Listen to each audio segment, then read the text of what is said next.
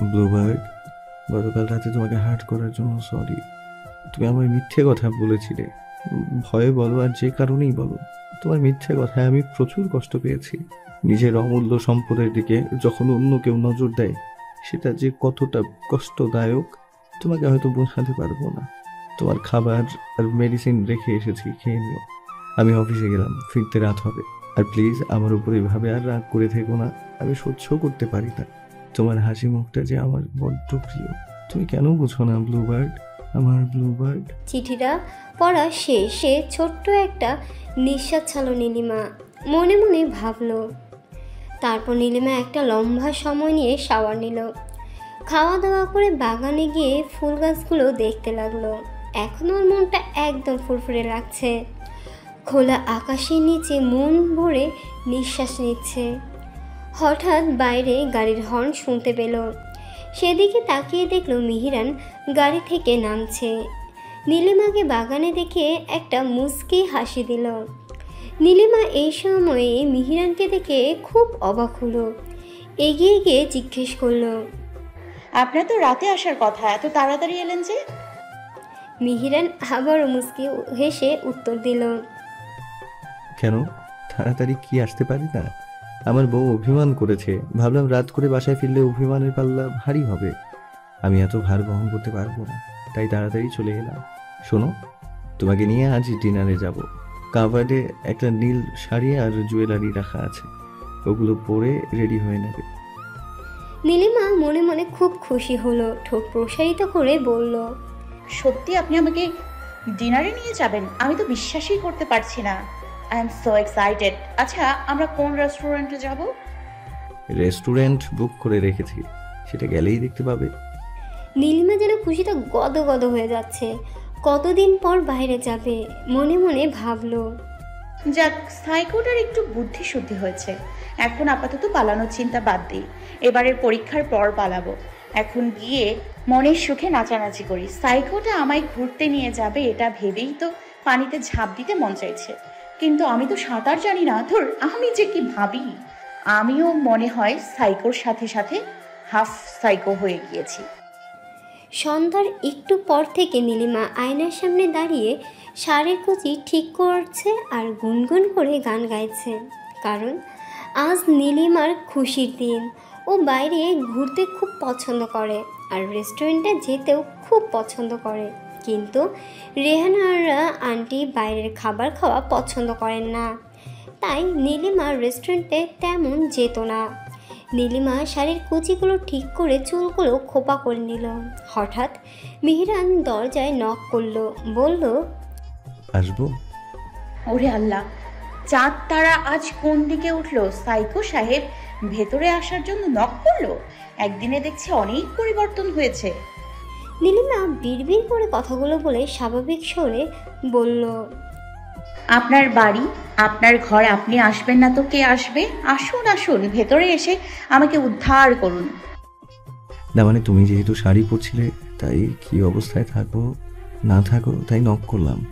আর আমি ভেবেছিলাম তুমি শাড়ি পরতে পারো না, তাই ভাবলাম হেল্প করব, কিন্তু তুমি দেখি পুরো রেডি হয়ে গেছো। নীলিমা মুচকি হেসে জিজ্ঞেস করলো, আমার সম্পর্কে এত কিছু জানেন, এটা জানেন না যে আমি শাড়ি পরতে পারি?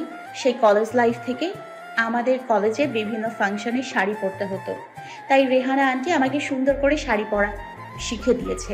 আমিও শিখে নিয়েছি যেন মুভির মতো আমার হাজবেন্ডের কষ্ট না হয়। এনিওয়ে, আমি রেডি। এই বলে নীলিমা আয়নার দিক থেকে ঘুরে মিহিরানের দিকে তাকিয়ে হাঁ করে রইল। মিহিরান একটা নীল রঙের টি শার্ট পরেছে, সাথে গ্যাবারিং প্যান্ট আর ব্ল্যাক শু। এক কথায় মারাত্মক লাগছে দেখতে, পুরো চকলেট বয়। এইদিকে নীলিমা মিহিরানের দিকে ফিরতেই মিহিরানও মুগ্ধ নয়নে তাকিয়ে রইল। নীল শাড়ি, নীল চুড়ি, নীল ঝুমকো, চোখে গাঢ় কাজল, হালকা মেকআপ, ঠোঁটে হালকা পিঙ্ক কালার লিপস্টিক, সব মিলিয়ে নীলিমাকে দেখতে অসাধারণ লাগছে। মিহিরান নীলিমার কাছে এসে কপালে একটা চুমু খেলো।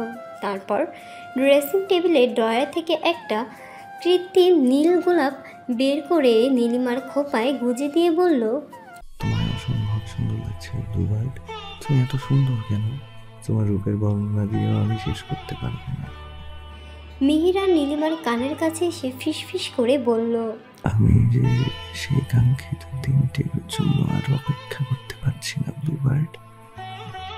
নীলিমা যেন এতক্ষণ একটা ঘোরের মধ্যে ছিল। মিহিরানের শেষের কথাটি শুনে ওর ঘোর কেটে গেল। নীলিমা কথা ঘোরানোর জন্য বলল, আপনি আমায় যত সুন্দরী বলেন, আমি কিন্তু ততটাও সুন্দরী না। আমার থেকেও অনেক সুন্দরী মেয়ে আছে, খুঁজলেই পেয়ে যাবেন। বাই দ্য ওয়ে, আপনাকেও দেখতে খুব সুন্দর লাগছে, পুরোই চকলেট বয়। মিহিরান নীলিমার হাত ধরে দুষ্ট হাসি দিয়ে বলল, তো চকোলেটের মতো করে খেয়ে ফেলবো আমায়। দেখুন, বাজে কথা বন্ধ করুন, এখন চলুন। মিহিরান মুস্কি হেসে বলল, একটু আগে যেন কি বললে, আমি তোমার থেকে সুন্দরী মেয়ে খুঁজে নিব? হাসালে আমায়। তুমি এখনো আমাকে চিনতে পারোনি ব্লুবার্ড। তুমি আমার কাছে সবচেয়ে বেশি সুন্দরী। তোমার আর আমার মাঝে যদি অন্য কোনো রূপবতী নারীও ঢুকে পড়ে, তাকে আমার টুকরো টুকরো করে কুকুরের খাদ্য বানাতে একটু হাত কাঁপবে না, কারণ তোমাকে খুব খুব খুব বেশি ভালোবাসি ব্লুবার্ড। কথাগুলো বলেই মিহিরান নীলিমার হাত ধরে বাসা থেকে বের হলো। প্রথমে ওরা হাতিঝিলে গেল। সেখানে কিছুক্ষণ হাঁটাহাঁটি করে গাড়ি নিয়ে রেস্টুরেন্টের উদ্দেশ্যে রওনা হলো। ওরা লিফট দিয়ে উঠে 3rd ফ্লোরে পৌঁছালো।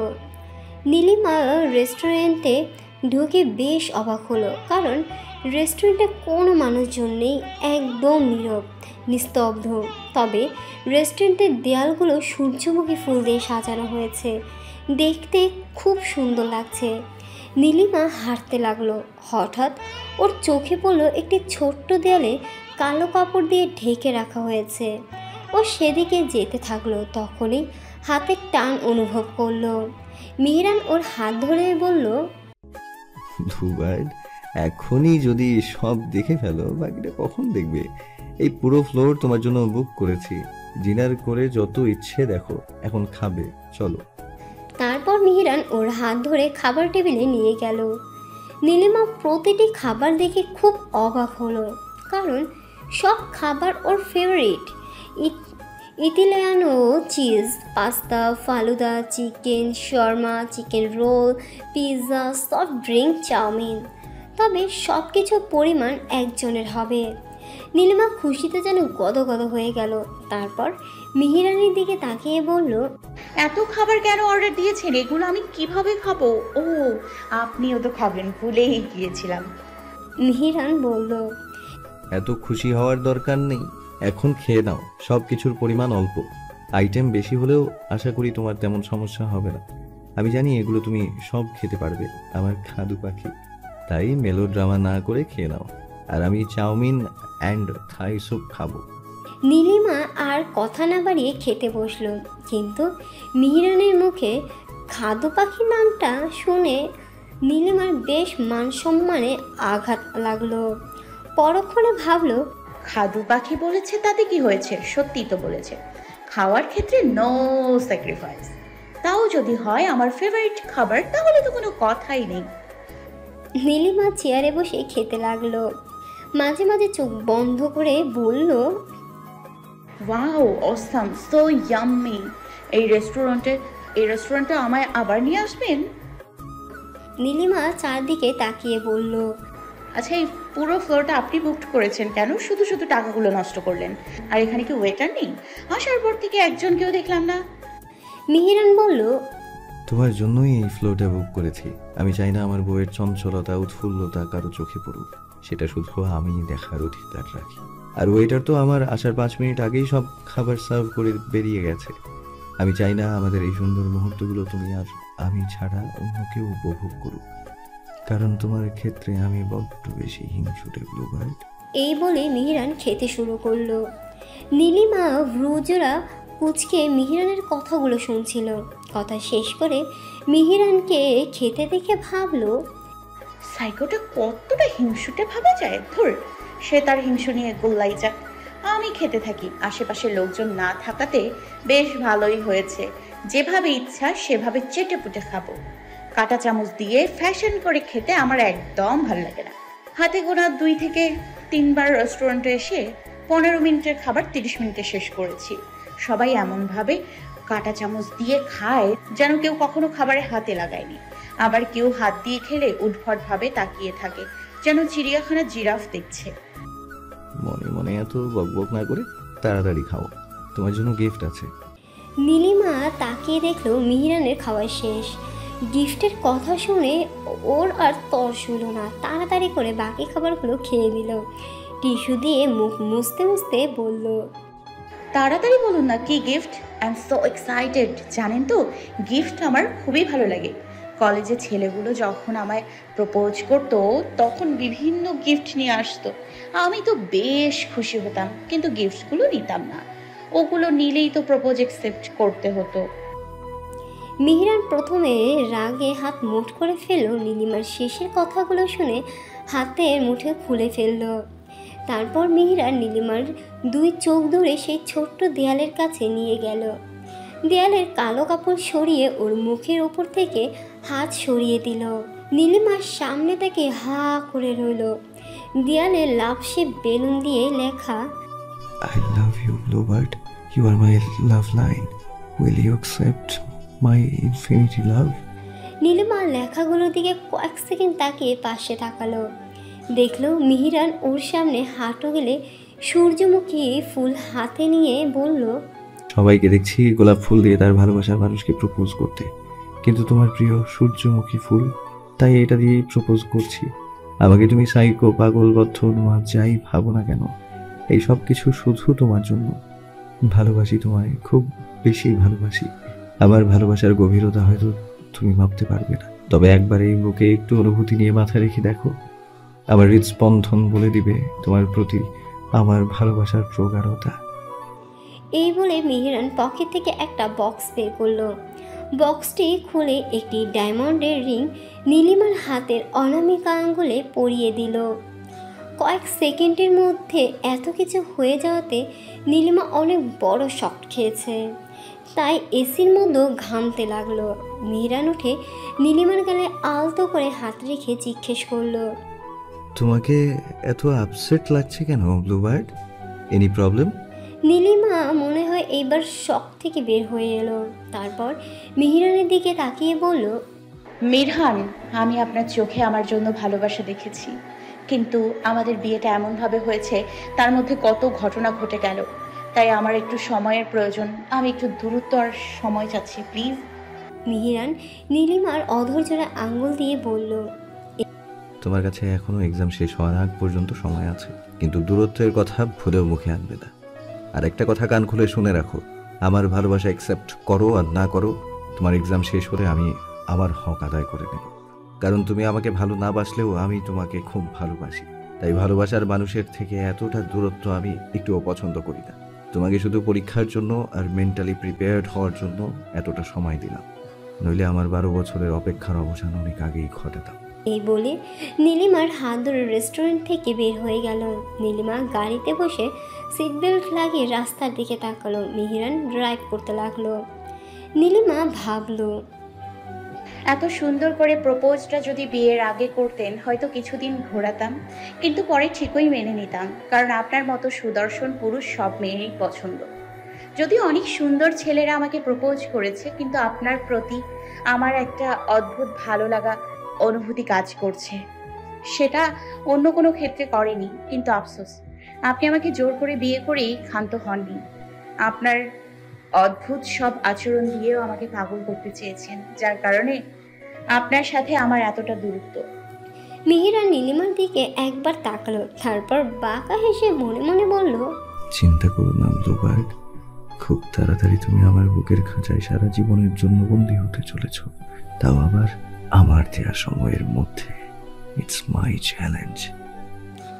রাতে বাসায় এসে মিহিরান ল্যাপটপ নিয়ে বসেছে অফিসের কাজ করতে, আর নীলিমা টেবিলে বই নিয়ে পড়তে বসেছে। নীলিমার সব বইগুলোই মিহিরান নতুন করে কিনে দিয়েছিল, যেহেতু নীলিমাকে আর বাসায় যেতে দেয়নি। নীলিমা ছাত্রী ভালো হওয়ায় অল্প পড়লেও মুখস্থ হয়ে যায়। পড়াশোনা শেষ করে বিছানে গিয়ে গুটিসুটি হয়ে শুয়ে পড়ল। মিহিরান ল্যাপটপ বন্ধ করে বলল, আগামীকাল তাড়াতাড়ি উঠবে, তোমাকে নিয়ে বের হব। কোথায়? সেটা সকালেই বলবো, এখন ঘুমাও। নইলে বক বক করে আমার মাথা নষ্ট করে দেবে। বজ্জাত লোক, সব সময় অর্ধেক কথা বলে আমার কৌতূহল বাড়িয়ে বলে আমি নাকি বক বক করি। যখন একেবারে চলে যাব তখন বুঝবে কত ধানে কত চাল। মনে মনে কথাগুলো বলে কমফোর্টার গায়ে জড়িয়ে ঘুমিয়ে পড়ল নীলিমা। সকাল 8টায় ঘুম ভাঙল চোখে পানির ছিটা পড়াতে। তাকিয়ে দেখে মিহিরান হাতে গ্লাস নিয়ে দাঁড়িয়ে আছে। নীলিমা উঠে বসে বলল, এটা কি হচ্ছে? কি সুন্দর করে এক্ষুনি প্রপোজটা করতে যাচ্ছিলাম, মাঝখানে ঠিক ভিলেন হয়ে ঢুকে পড়লেন। মিহিরান চোখ বড় বড় করে বলল, তাই নাকি? তো কাকে প্রপোজ করছিলে? নীলিমা চোখ কসলাতে কসলাতে বলল, ওই তো শাহিদ কাপুরকে মাত্রই প্রপোজ করতে যাচ্ছিলাম, এর মধ্যে আপনি এসে আমার চোখে পানি ঢেলে দিলেন। কি সুন্দর কচি কচি চেহারা, একদমই বয়স বোঝা যায় না, সামনাসামনি আরো বেশি কিউট। ও মা গো, রাক্ষস ভিলেনটা আমায় মেরে ফেলতে চায় গো, হিংসুটে বজ্জাত খারুস একটা। কথাগুলো চিৎকার করে বলছিল নীলিমা। তখনই মাথায় এক মগ পানি ঢেলে দিল মিহিরান। আকস্মিক ঘটনায় নীলিমা হতভম্ব হয়ে গেল। উপরে তাকিয়ে দেখল মিহিরান রক্তিম চোখে ওর দিকে তাকিয়ে আছে। নীলিমার ঘুম এইবার পুরোপুরি ভেঙে গেল। মনে পড়ে গেল স্বপ্নের কথা। শাহিদ কাপুরকে ও স্বপ্নে দেখেছিল ঠিকই, কিন্তু মিহিরান বাস্তবেই ওর মাথায় পানি ঢেলেছে। নীলিমার শুকনো ঢোক গিলে ফ্লোর থেকে উঠে বিছানায় বসে পড়ল। মিহিরান উচ্চ শব্দে হেসে উঠল, সরি, আমি আসলে স্বপ্ন দেখছিলাম। আপনি সকালে তাড়াতাড়ি উঠতে বলেছেন, সেটা ভুলে গেছি। বলে উঠল, ভুলে তো যাবেই। গতকাল আমার প্রপোজ অ্যাকসেপ্ট না করে আজ ওই শাহিদ কাপুরকে স্বপ্নে দেখেছি, সব ভুলে যাওয়াটাই স্বাভাবিক। আর তখন কি বললে?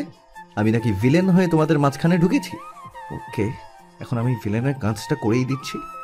মিহিরান নীলিমাকে ধাক্কা দিয়ে বিছানায় ফেলে নিজেও ওর উপর ভর দিয়ে শুয়ে পড়ল।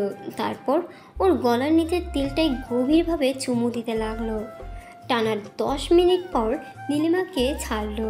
নীলিমা প্রথমে কিছুক্ষণ হাত পা ছোড়াছুড়ি করলেও মিহিরানের সাথে আর পেরে ওঠেনি। মিহিরান নীলিমাকে ছেড়ে ওঠার আগে ওর গলায় আলতো করে কামড় দিল। নীলিমা মৃদু আর্তনাদ করে বলে উঠল। তারপর মিহিরান উঠে বসলো। নীলিমার দিকে তাকিয়ে দুষ্ট হাসি দিয়ে বলল, নেক্সট টাইম হিরোদের নিয়ে স্বপ্ন দেখার আগে আমার কথা আগে ভাববে, তাহলেই লাভ বাইটের কথা মনে পড়ে যাবে। এই নিয়ে সেকেন্ড টাইম লাভ বাইট দিতে বাধ্য হলাম। নীলিমার কান দিয়ে মনে হয় গরম ধোঁয়া বেরোচ্ছে। ও কোনো কথা বলতে পারছে না, শুধু বড় বড় নিঃশ্বাস ফেলছে। মিহিরান অনেক আগে রেডি হয়েছিল। নীলিমার মাথায় পানি ঢালার কারণে ও অনেকটা ভিজে গিয়েছে, আর মিহিরান ওর উপর শুয়ে পড়ার কারণে তার শার্টটাও কিছুটা ভিজে গেছে। মিহিরান কভারের কাছে গিয়ে একটা শার্ট বের করে পরে নিল। সেটা দেখে নীলিমা যেন লজ্জায় মিলিয়ে গেল। ভাবলো, লুচু বেটা সুযোগ পেলেই আমার গলার ওপর নির্যাতন চালায়, এখন আবার নির্লজ্জের মতো আমার সামনে শার্ট চেঞ্জ করলো। কিছু বলতেও পারবো না, বললে আবার কোথায় কোথায় কিস করে বসবে ঠিক নেই, তাই চুপ থাকাই শ্রেয়। আচ্ছা খারুসটা আমার স্বপ্ন সম্পর্কে জানলো কিভাবে? সাইকোটা কি আমার স্বপ্নের মধ্যেও অভিযান চালায়? কি হলো, ফ্রেশ হচ্ছ না কেন? গোসল করে তাড়াতাড়ি রেডি হয়ে নাও। আর হ্যাঁ, অবশ্যই হিজাব পরবে, নইলে আমার দেওয়া লাভ বাইট সবাই দেখে ফেলবে। এটা আমি মোটেও চাই না। নীলিমা মুখ ভেঙচি দিয়ে জামা কাপড় নিয়ে ওয়াশরুমে চলে গেল। প্রায় 20 মিনিট পর বের হলো। নীলিমা নেভি ব্লু কালার জর্জের 3 পিস পরেছে। ভেজা চুল থেকে টপ টপ করে পানি গলার নিচে গড়িয়ে পড়ছে। সেটা দেখে মিহিরান জিহ্বা দিয়ে ঠোঁট ভেজালো। এই মুহূর্তে নীলিমাকে খুব আকর্ষণীয় লাগছে। নীলিমা মিহিরানের দিকে একবারও তাকালো না। ড্রেসিং টেবিলের কাছে গিয়ে হেয়ার ড্রায়ার দিয়ে চুলগুলো শুকিয়ে পরিপাটি হয়ে হিজাব পরে নিল। পেছনে তাকিয়ে দেখলো মিহিরান সোফায় বসে পায়ের উপর পা তুলে পিস্তল হাতে নিয়ে আঙ্গুল দিয়ে ঘোরাচ্ছে, আর নীলিমার দিকে তাকিয়ে রহস্যময় হাসি দিল। নীলিমা খুব কৌতূহল নিয়ে জিজ্ঞেস করলো, আপনার হাতে পিস্তল কেন? আর ওটা ওইভাবে ঘোরাচ্ছেন কেন? প্লিজ ওটা সরিয়ে ফেলুন, আমার খুব ভয় লাগছে। মিহিরান ফিচেল হেসে বলল, আচ্ছা ব্লুবার্ড, ধরো আজ তোমার প্রিয় রেহানা আন্টির যদি মৃত্যু হয়, তাহলে তোমার কেমন লাগবে? নীলিমার কর্ণকুহরে কথাগুলো পৌঁছাতে ওর পুরো শরীরে কাঁপন শুরু হলো। মিহিরানের দিকে তীক্ষ্ণ দৃষ্টি দিয়ে বলল, কি বলছেন এসব? আর আজ রেহানা আন্টির মৃত্যু হবে এসব কথা আপনাকে কে বলল? আমি বলছি, তোমার রেহানা আন্টির মৃত্যু আমার হাতে হবে। মানে? মানে খুব সিম্পল। ওকে, তোমাকে বুঝিয়ে বলছি। আজ তোমাকে নিয়ে তোমাদের বাসায় যাব, কারণ সামনে তোমার ফাইনাল এক্সাম। তোমার মা থানায় তোমার মিসিং কমপ্লেইন করেছে। শুনেছি পুলিশ নাকি তোমার ইউনিভার্সিটিতেও গিয়েছিল। সবাই বলেছে তুমি ভার্সিটিতে এসে নোটস নিয়ে গিয়েছো। আমি চাই না তোমার এক্সামের সময় কোনো সিন ক্রিয়েট হোক, তাই আজ তোমাকে চৌধুরী বাড়িতে নিয়ে গিয়ে সব মামলা ডিসমিস করব। আর হ্যাঁ, ওখানে গিয়ে আমি যা বলবো তুমিও তাই বলবে। একটু যদি 19-20 করো তাহলে ওখানে রেহানা আন্টির লাশ পড়বে। আর আমার শাশু মমকে মেরে আমার হাত নোংরা করার ইচ্ছে নেই। আমি জানি শাশু মমের প্রতি তুমি একদমই উইক না। তোমার উইক পয়েন্ট হলো Rehana aunty. Am I right or am I right? So তুমি কি আমার কথা রাজি? নীলিমা এতক্ষণ মিহিরানের দিকে ড্যাপ করে তাকিয়ে ওর ডেঞ্জারাস টাইপ কথাগুলো শুনছিল। প্রথমে ভাবলো জেল থেকে বেরিয়ে যদি রেহানা আন্টিকে সত্যি মেরে ফেলে, না না না, এক্সাম শেষ হলে আমি রেহানা আন্টিকে নিয়ে অনেক দূরে চলে যাব। আর সাইকোটা আমাকে মেন্টালি টর্চার করলেও ফিজিক্যালি তো আর টর্চার করছে না, পড়াশোনাও করতে দিচ্ছে। আমার শরীরে আঘাত না লাগলেই হয়। আর খারুসটা তো বলেছে এক্সামের পর ফুলসজ্জা করবে। আমি থাকলে তো ফুলসজ্জা করবে, আমি তো এক্সামের পরেই ফুল। যাই হোক, সাইকোটার কথাই মেনে নিই। লোকটা সাইকো হলে কি হয়েছে, মাথায় বুদ্ধিতে ভরপুর। কথাগুলো ভেবে নীলিমা মিহিরানের দিকে তাকিয়ে বলল। মিহিরান মৃদু হেসে ভাবল, আমি রাজি, আপনি যেটা করতে বলবেন সেটাই করব। দয়া করে আমার রেহানা আন্টির কোনো ক্ষতি করবেন না। আমি জানি ব্লুবার্ড, এত সহজে হার মানার পাত্রী তুমি না। নিশ্চয়ই মনে মনে কিছু ছক কষছো। ওকে, আমিও দেখে নিব তুমি কত দূর যেতে পারো। মিহিরান এবং নীলিমা দুপুরে একটু আগে চৌধুরী বাড়ি পৌঁছালো। নীলিমা দরজায় নক করার কিছুক্ষণ পর রেহানা বেগম দরজা খুলে দিল। চোখের সামনে নীলিমাকে দেখে নিজের চোখকেও যেন বিশ্বাস করতে পারছেন না। তিনি একবার চোখ জোড়া বন্ধ করে আবার তাকালেন। না, এটা তার মনের ভুল না। 3 পিসের সাথে হিজাব পরিহিতা মেয়েটা আর কেউ না, স্বয়ং নীলিমা। রেহানা বেগম আর কিছু না বলেই নীলিমাকে জড়িয়ে ধরলেন। কান্না করতে করতে বললেন, এতদিন কোথায় ছিলে? তুমি জানো আমি আর ম্যাডাম তোমায় কত খুঁজেছি। পুলিশের কাছে মিসিং কমপ্লেইনও করেছি। জানো পুলিশরা কি বলে? বলে তুমি নাকি নিজে থেকেই হারিয়ে গেছো। আমার বিশ্বাস ছিল আমার মামনিটা আমাকে না জানিয়ে এই কাজ কখনোই করবে না। একাধারে কথাগুলো বলে আবারও রেহানা বেগম কান্না করতে থাকলেন। নীলিমাও রেহানা বেগমকে জড়িয়ে ধরে কান্না করে দিল। বলল, আরে আমার সোনা আন্টি, তুমি এত কান্না করছো কেন? আমি তো মরে যাইনি, ফিরে এসছি। এই দেখো তোমার দুষ্টু বাচ্চা তোমার সামনেই দাঁড়িয়ে আছে। এই বলে নীলিমা রেহানা বেগমের দিকে তাকিয়ে মিষ্টি করে হেসে দিল। এদিকে পিছন থেকে মিহিরান সব কিছু দেখছিল। রেহানা বেগম যখন নীলিমাকে জড়িয়ে ধরেছে তখনই মিহিরান রাগান্বিত হয়ে 2 হাত মুঠ করে ফেলেছে। তারপর মুস্কি হাসি দিয়ে মনে মনে বলল, কুল মেহরান কুল।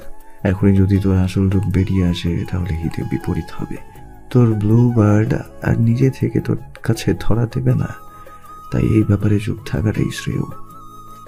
তারপর মিহিরান মুখে সৌজন্যমূলক হাসি ঝুলিয়ে নীলিমার পাশে এসে বলল, আসসালামু আলাইকুম আন্টি, কেমন আছেন? রেহানা বেগম এতক্ষণ নীলিমাকে নিয়ে এতটাই ব্যস্ত হয়ে গিয়েছিল যে পেছনের মানুষটিকে লক্ষ্যই করেননি। রেহানা বেগম নীলিমাকে ছেড়ে চোখের পানি মুছে মিহিরানের দিকে তাকিয়ে সালামের উত্তর দিলেন। বললেন, আলহামদুলিল্লাহ ভালো আছি। তারপর নীলিমার দিকে তাকিয়ে জিজ্ঞেস করলেন, এই ছেলেটাকে তো চিনলাম না মামনি, সে কি তোমার পরিচিত কেউ?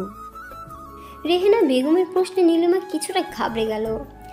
আসলে এতদিন পর ওর আন্টিকে পেয়ে এক্সাইটেড হয়ে ও ভুলেই গেছিল যে মিহিরান ওর পাশে আছে। নীলিমা কিছু বলতে যাবে তখনই মিহিরান নীলিমার হাত ধরে রেহানা বেগমের দিকে তাকিয়ে মুস্কি হেসে বলে উঠল, আমি আপনার মেয়ের একমাত্র স্বামী আফরাজ ইমরান চৌধুরী। মিহিরানের মুখে কথাটা শুনে রেহানা বেগম বিদ্যুতের মতো চমকে উঠল। What? How is it possible? সিঁড়ি দিয়ে নিচে নামছিল মেহরুন চৌধুরী। দরজার দিকে তাকাতে নীলিমাকে দেখে সেদিকেই আসছিলেন।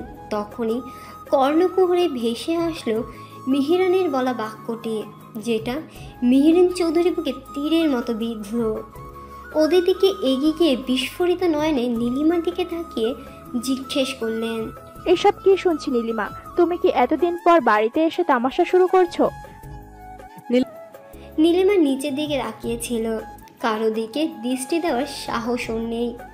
মিহিরান নীলিমার হাত আর একটু জোরে চেপে ধরল। নীলিমা বুঝতে পারল মিহিরান ওকে দিয়ে বিষয়টা ক্লিয়ার করাতে চাইছে। চেহারা একরাত জড়তা নিয়ে আমতা আমতা করে বলে উঠল, উনি সত্যি কথা বলেছেন, উনি আমার স্বামী। ভালোবাসার অনুভূতি বোঝার পর থেকেই আমি তাকে ভালোবাসতাম, সেও আমায় খুব ভালোবাসে, কিন্তু কখনো বাসায় বলার সাহস হয়নি, এমনকি আন্টিকেও বলিনি। যদি তুমি আমার লেখাপড়া বন্ধ করে দাও তাই। আর এতদিন উনি বিদেশে ছিল, 1 মাস আগেই দেশে ফিরেছে। দেশে ফিরে আমাকে বিয়ের প্রস্তাব দিয়েছে। আমি জানি উনি আমাদের বাসায় বিয়ের প্রস্তাব নিয়ে আসলে তুমি বারণ করে দিতে, তাই আমরা সিদ্ধান্ত নিই কাজী অফিসে গিয়ে বিয়ে করে ফেলবো। তারপর আমরা কোর্ট ম্যারেজ এবং ধর্মীয়ভাবে বিয়ে করে ফেলি। এতদিন ভয়ে বাসায় আসিনি, কিন্তু যখন জানলাম তুমি থানায় আমার মিসিং কমপ্লেন করেছো, তখন আর না এসে থাকতে পারলাম না। সামনে আমার ফাইনাল এক্সাম, আমি চাই না একটা মিথ্যে বিষয় নিয়ে কোনো সিন ক্রিয়েট হোক আর আমার স্বামীর কোনো অসম্মান হোক। তাই আজ ওনাকে নিয়ে তোমাদের সাথে দেখা করতে এসেছি। তুমি প্লিজ কেসটা তুলে নাও। কথাগুলো এক নিঃশ্বাসে বলে আবারও নিচের দিকে তাকালো। নীলিমার শরীর অনবরত কাঁপছে। সেটা আর কেউ খেয়াল না করলেও মিহিরান এবং রেহানা বেগম ঠিকই খেয়াল করলেন। নীলিমার কথাগুলো শুনে প্রথমে রেহানা বেগমের ভাষা যেন হারিয়ে গিয়েছিল, কিন্তু নীলিমার এই অনবরত কাঁপুনির মানে বুঝলেন তিনি। ছোটবেলা থেকেই নীলিমা যখন মিথ্যা কথা বলে তখন নীলিমার হাত পা কাঁপে, কিন্তু তিনি নির্বাক হয়ে বাকি দৃশ্য দেখার জন্য তাকিয়ে রইলেন। নীলিমা চৌধুরী মেহরুন চৌধুরী নীলিমার কাছে এসে ওকে থাপ্পড় দিতে নিলেই তার হাত ধরে ফেলে মেহরান। মেহরুন চৌধুরী সেটা থেকে হিংস্র বাঘের মতো গর্জে ওঠে, তোমার সাহস হলো কি করে আমার হাত ধরার? তুমি জানো আমি কে? মিহিরানের দিকে রাগান্বিত চোখে তাকিয়ে মিহিরান মুস্কি হেসে বলে, জানি তো, আমার প্রিয় শাশু মম। অনেক আগে থেকেই আপনাকে হবু শাশু মম হিসেবে মেনে এসেছি। এখন আপনি আমার আপন শাশু মম। আপনিও না কি যে প্রশ্ন করে আমাকে লজ্জা দেন শাশু মম। এনিওয়ে, আপনাকে কিন্তু বাংলা সিনেমার রিনা খানের রোল প্লে করতে দিলে খুব ভালো হতো। অবশ্য আপনি তার থেকেও ডেঞ্জারাস। যাক, এইসব আমার জন্য কোনো ব্যাপার না, বরং এগুলো আমি বেশ এনজয় করছি। সামনে আরও করব আপনার মেয়েকে নিয়ে। আর হ্যাঁ, একটু আগে যেই অন্যায়টা করতে যাচ্ছিলেন সেটা আর ভুলেও করবেন না, তাহলে এর ফলাফল খুব খারাপ হবে। ভুলে যাবেন না ও আমার বিয়ে করা স্ত্রী। কথাগুলো বলে মিহিরান ঝাড়ি দিয়ে মেহরুন চৌধুরীর হাতে ছেড়ে দিল। মেহরুন চৌধুরী উফ করে আর্তনাদ করে উঠলেন। তারপর বিস্ফোরিত নয়নে নীলিমার দিকে তাকিয়ে বললেন, আমি বিদেশ থাকার ফায়দা নিয়েছিস তাই না? এই অসভ্য বেয়াদব ছেলেকে বিয়ে করেছিস। তোদের এই বিয়ে আমি মানি না। ওর কত বড় সাহস আমার মুখের ওপর কথা বলে। আজ এই মুহূর্তে ওকে ডিভোর্স দিবি। কথাগুলো বলে নীলিমার হাত ধরতে নিলে মিহিরান এইবার আর নিজেকে কন্ট্রোল করতে পারল না, চিৎকার করে বলে উঠল, how dare you to touch my wife! আপনার ওই নোংরা হাত দিয়ে আমার স্ত্রীকে ফুলেও টাচ করবেন না। আমি আপনার এখানে ঘর জামাই হতে আসিনি। আমার বউকে চালানোর মতো যথেষ্ট অ্যাবিলিটি আমার আছে। আর হ্যাঁ, টাকার গরম আমাকে দেখাবেন না, তাহলে আপনি হেরে যাবেন। আমার নাম আফরাজ মেহরান চৌধুরী। আপনার এই ঠুনকো টাকা পয়সা আমায় কিছুই করতে পারবে না। আমি জাস্ট নীলিমাকে আপনাদের সাথে দেখা করানোর জন্য এখানে নিয়ে এসেছিলাম। জামাই আদর খেতে আসিনি। আর আপনার মেয়ে সাবালিকা, সে নিজ ইচ্ছায় আমাকে বিয়ে করেছে। আপনি কেস করুন আর যাই করুন না কেন, আপনার মেয়ে যখন কোর্টে গিয়ে আপনার বিরুদ্ধে সাক্ষী দেবে তখন আপনার মান মর্যাদা কোথায় যায় দেখব। সো গলা নামিয়ে কথা বলুন, তাহলে যেটুকু সম্মান বাকি আছে সেটাও অবশিষ্ট থাকবে না। কথাগুলো বলেই মিহিরান নীলিমার হাত ধরে নিয়ে যেতে লাগলো। তখনই পেছন থেকে রেহানা বেগম বলে উঠলেন, দাঁড়াও জামাই বাবা, এই বরদুপুরে না খেয়ে কোথায় যাচ্ছ? এই বাড়িতে আজ প্রথম এসেছো, তাছাড়া এই বাড়ির একমাত্র জামাই তুমি। মেয়েটাকে নিয়ে কতদিন পর এসেছো, কোথায় একটু থাকবে, সেখানে না খেয়ে চলে যাচ্ছ। মিহিরান মুচকি হেসে বলল, আপনার মতো ব্যবহারটা যদি আমার শাশু মামের হতো তাহলে ঠিকই থেকে যেতাম। এনিওয়ে, আমি জানি বিয়েটা আপনাদের না জানিয়ে করেছি, তার জন্য আমি খুবই দুঃখিত। এছাড়া আমার অন্য কোনো পথ খোলা ছিল না। আর আমার বউকে আমি খুব ভালোবাসি। ওকে হারানোর যন্ত্রণা উপলব্ধি করার ধৈর্য আমার নেই। আজ আমরা আসি, অন্য কোনো দিন কথা হবে। তারপর নীলিমার দিকে তাকিয়ে বলল, চলো ব্লুবার্ড, সামনে তোমার এক্সাম, বাসায় গিয়ে পড়তে বসবে। এখানে আর সময় নষ্ট করার কোনো মানে হয় না। কথাগুলো বলে নীলিমার হাত ধরে চলে গেল।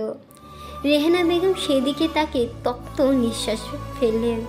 তার মস্তিষ্কে শুধু একটা কথাই ঘুরতে লাগলো, মেয়েটা সত্যি সুখে আছে তো? এইদিকে মেহরুন চৌধুরী ওদের চলে যাওয়ার পর হনহন করে উপরে গিয়ে দরজাটা ঠাস করে লাগিয়ে দিলেন। হিংসা এবং ক্রোধে তার শরীর রিড়ে করে উঠছে। বিছানায় বসে পরিচিত নাম্বারে ফোন করলেন। এইদিকে গাড়িতে বসে রাস্তার দিকে এক মনে তাকিয়ে মিটিমিটি হাসছে নীলিমা।